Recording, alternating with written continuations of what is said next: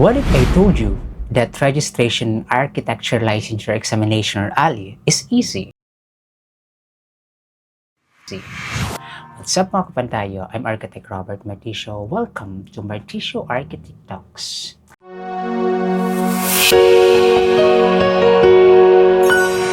Today, I'll guide you the step-by-step process on how to register for the ALI through the Prc Leris website. First, you need to create an account in Prc Leris to the PRC website.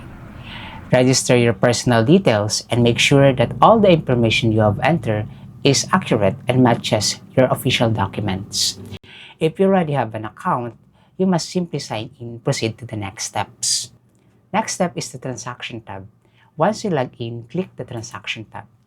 Before proceeding, carefully read the PRC advisory and notices and prepare your 2x2 photo with a white background. Make sure you wear a formal attire in accordance to the PRC website or guidelines.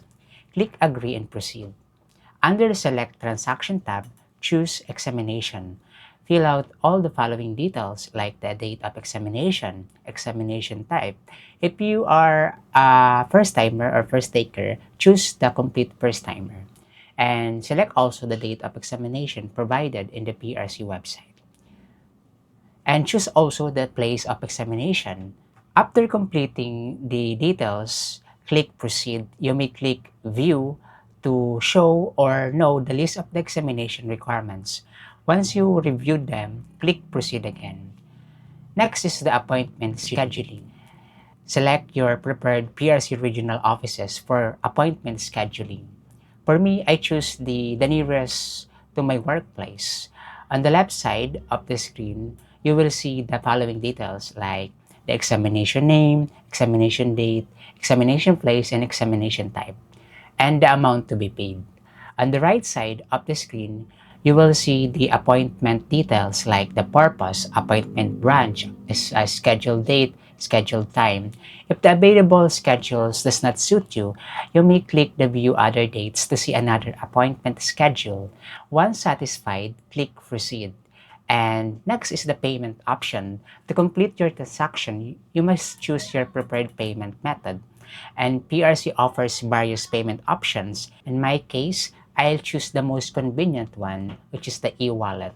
Sometimes the PRC may have a short survey before proceeding to the payment. You may simply answer it and continue. Next is selecting your prepared e-wallet. A QR code will appear on your screen, which you may scan through your prepared e-wallet or choose applicable e-wallet for you. After successful payment, don't forget to save your screenshot of your payment receipt for documentation and references. After payment, go to the existing transaction tab. Read all the notes and reminders provided by the PRC. Download and print the following like this electronic official receipt of EOR, application form, and the payment details. Next is the submission of application documents. On your scheduled appointment date, submit all the required documentary requirements together with your transaction documents to the selected PRC office. Before leaving home, double-check all your documents and ensure that nothing is missing. Dito kasi yung PRC branch. This is a PRC branch ng CR.